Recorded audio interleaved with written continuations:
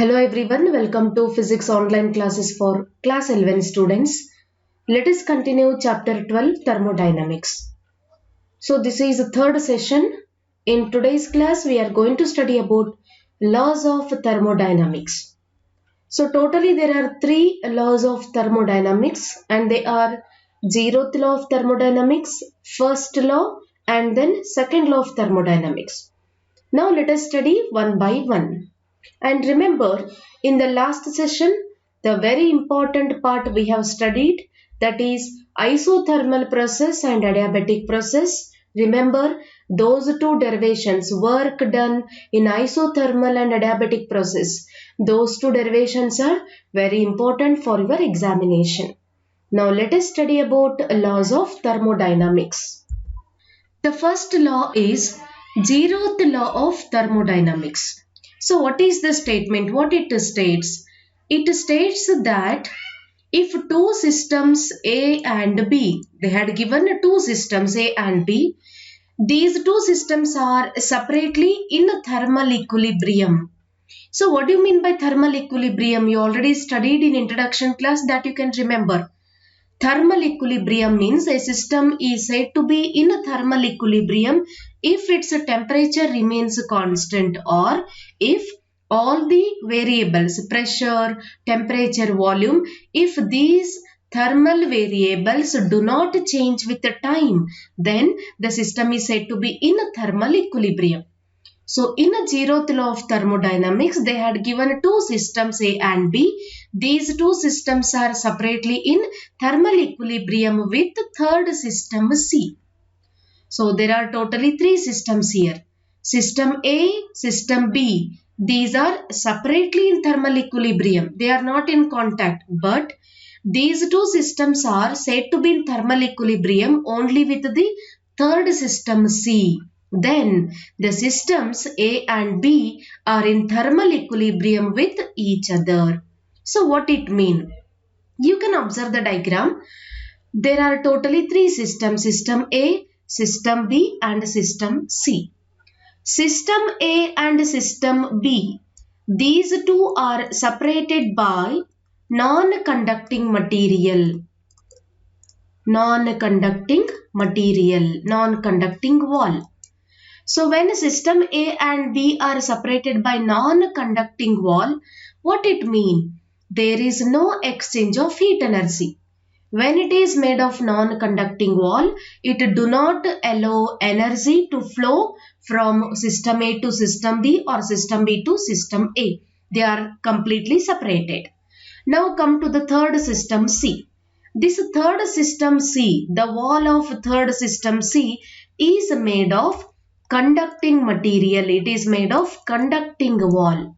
So when it is made of conducting wall, that indicates it allows the heat energy to flow from system A to system C as well as system B to system C. Remember, here there is no flow of heat energy. But here the heat energy can flow in or flow out. It is possible because it is made of conducting wall. System A, system B both are separately in thermal equilibrium with third system C. Then the system A and B are in thermal equilibrium with each other. So this is zeroth law of thermodynamics. I will give you one example.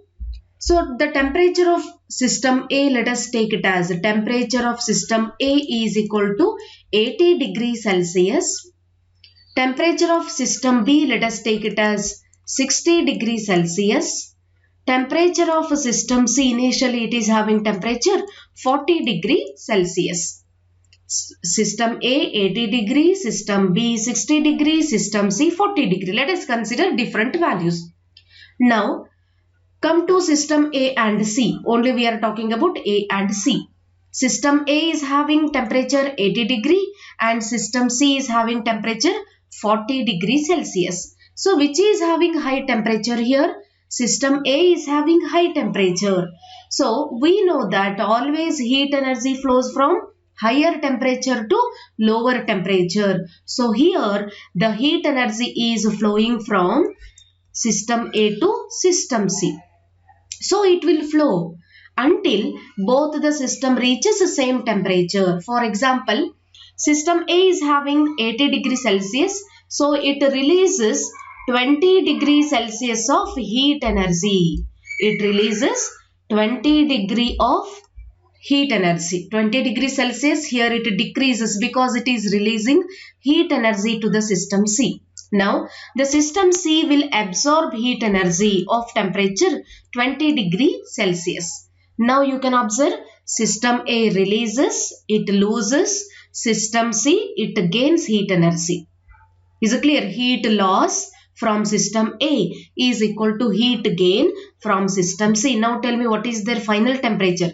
System A will get 60 degrees Celsius temperature. System C will get a temperature 40 plus 20 is how much? 60 degree Celsius. So in this way, exchange of heat energy takes place between A and C. Similarly for B and C. Come to B and C now. What is the temperature of system B is having temperature 60 degrees Celsius. Similarly, system C is having temperature 60 degrees Celsius. So both are same. So if temperature is the same, then there is no exchange of heat energy. Now you can observe system A is having temperature 60 degrees Celsius. System B is also having temperature 60 degrees Celsius. Similarly for system C, it is 60 degrees Celsius. What it indicates? All these three systems are said to be in thermal equilibrium. So when I removed this wall between A and B, if I removed the wall between A and B, whether the heat energy flows? No, because both A and B are having same temperature. They are in thermal equilibrium with each other. So this is 0th law of thermodynamics. Now you can observe again the statement. It will be very clear. It states that if two systems A and B are separately in thermal equilibrium with a third system C, then system A and system B are in thermal equilibrium with each other. So this is 0th law of thermodynamics. Then here they had given the explanation. You can observe, consider two systems A and B. These two systems are separated by a wall which does not allow any transfer of heat, where A and B can separately exchange heat only with C. Between A and B there is a non-conducting wall, so it will not allow the heat energy. But between A and C and B and C, there is a conducting wall, so heat energy can flow. Thus, they can attain thermal equilibrium with C. Because of exchange of heat energy, system A and system B both are in thermal equilibrium with system C. If the wall is removed, then no transfer of heat takes place between A and B. If I remove that wall, then also there is no flow of heat energy because already they are having same temperature. They are in thermal equilibrium. That shows system A and system B are also in thermal equilibrium with each other. So this is all about 0th law of thermodynamics. Then what is the significance of 0th law of thermodynamics? It is very important. It carries 1 mark, or you can get this question in multiple choice question. Significance of 0th law of thermodynamics. Significance means what is its importance.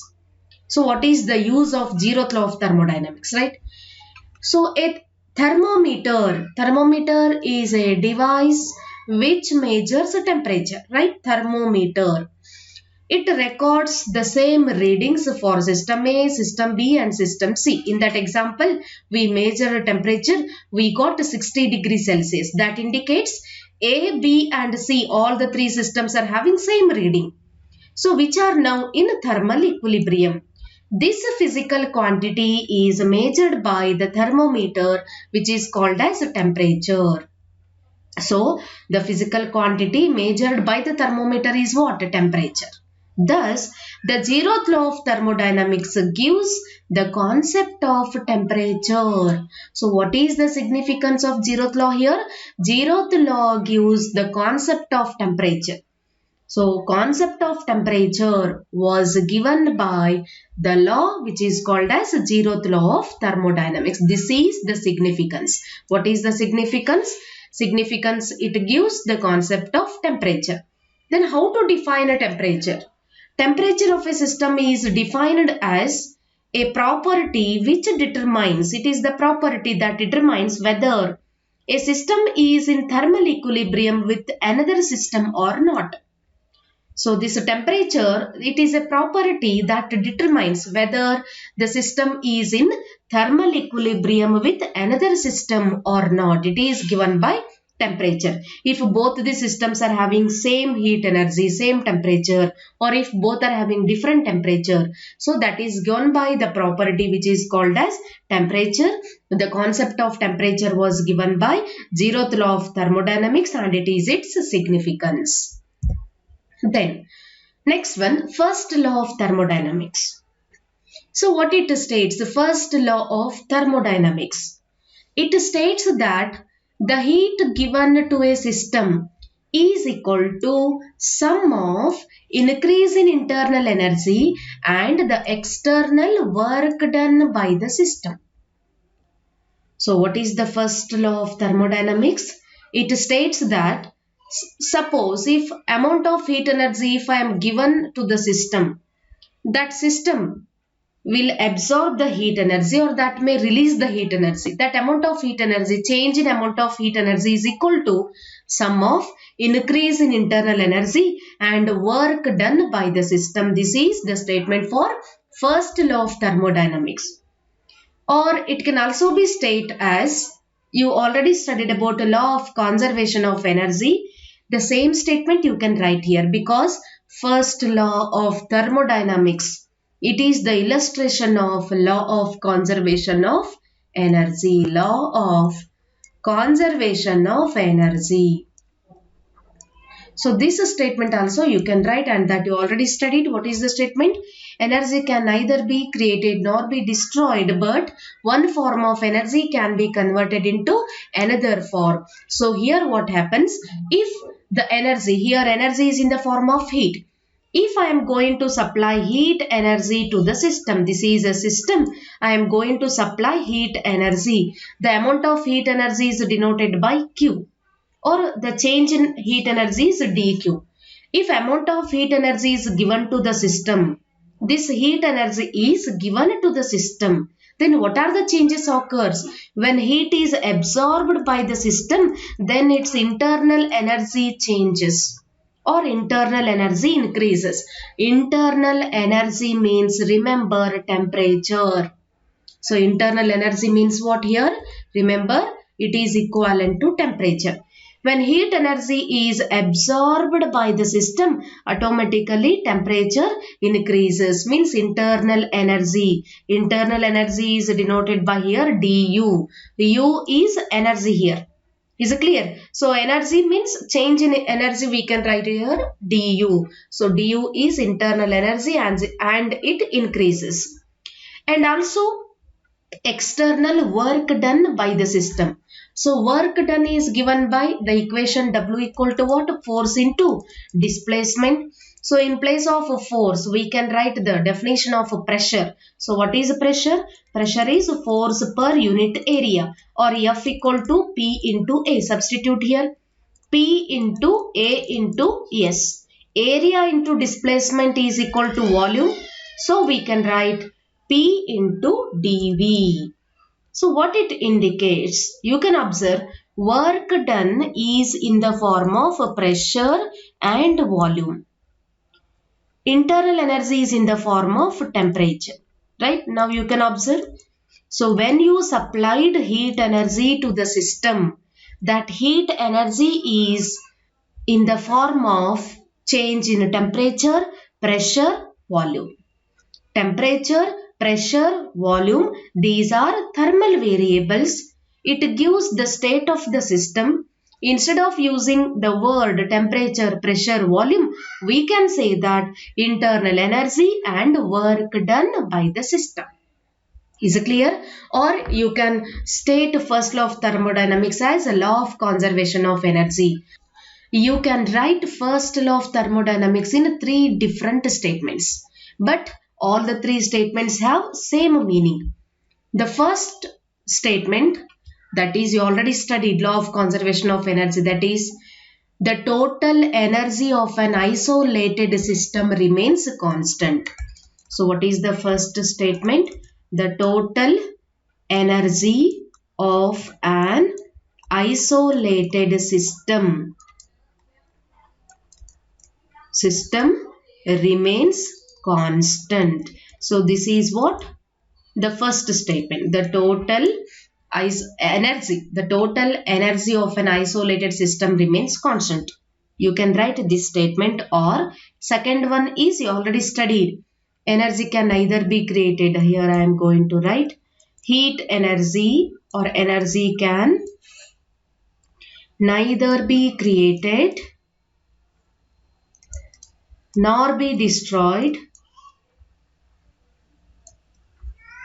but one form of energy can be converted into another form. You can write this statement, or mathematically you can write the given statement, third one. It states that the amount of heat energy given to the system is equal to sum of increase in internal energy and the work done by the system. Is it clear? This is first law of thermodynamics. You can write the first or second or the third statement, but all the 3 statements have same meaning. Yes, they had given the explanation. If dq is amount of heat given to a system, dq is what? Amount of heat is given to the system. Then du is increase in the internal energy of the system. Du is what? Internal energy, and it increases. Then dw is external work done by the system. Then according to first law of thermodynamics, we can write the equation dq is equal to du plus dw. dq is amount of heat energy, du is internal energy, dw is work done. This is the equation for first law of thermodynamics, dq equal to du plus dw. Then the note point, first one, if the system absorb heat, then dq becomes positive. What is dq? Amount of heat energy. If the system is absorbing heat energy gone increases, so dq is positive. Then second point, if the system loses heat energy, if it releases heat energy, amount of heat energy gone decreases, so dq becomes negative. Then third point, work is done by the system.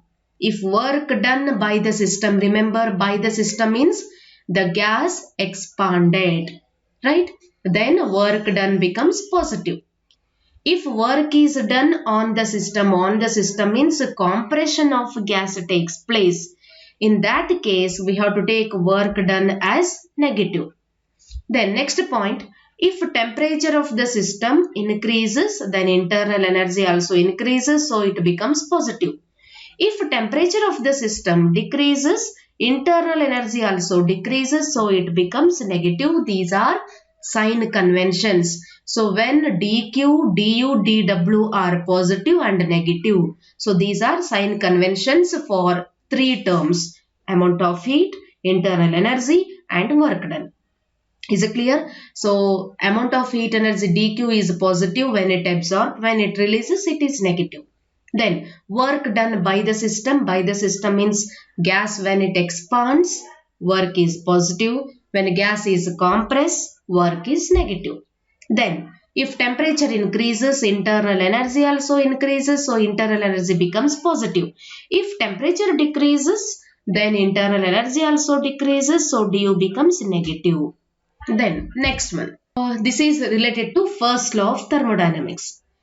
First point, the first law of thermodynamics is an illustration of law of conservation of energy. First law of thermodynamics that gives the explanation, illustration of law of conservation of energy, because we know that energy can neither be created nor be destroyed, but one form of energy can be converted into another form. Here heat energy can be converted into mechanical energy, or mechanical energy is converted into heat energy. Then second point, first law of thermodynamics is applicable to all processes in nature. For example, this first law is applicable to isothermal process, adiabatic process, isobaric process, isochoric process, cyclic process, and so on. So it is applicable for all processes in nature. Then third point, the first law of thermodynamics is applicable to solid, liquid, and gases. The first law is applicable for solid, liquid, as well as gases. Then fourth point, the first law of thermodynamics gives the concept of temperature, means internal energy. So temperature or internal energy concept was given by first law. Then last point, first law of thermodynamics tells that it is impossible to get work from the machine without giving it an equivalent amount of heat energy. So if a machine is doing work, if it gives any work, then we have to supply equal amount of energy to the machine. For example, the electrical energy when we supplied, then your machine starts to work. For example, you can take one tube light here. I am supplying electrical energy so that a tube light will give light energy. Is it clear? So sometimes we supplied heat energy and it gives mechanical energy. So equivalent energy we have to supply, then only machine starts to work. So these are the advantages or merits of first law of thermodynamics.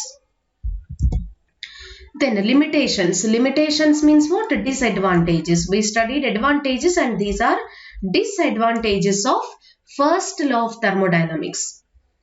The first law of thermodynamics does not tell about what it will not explain.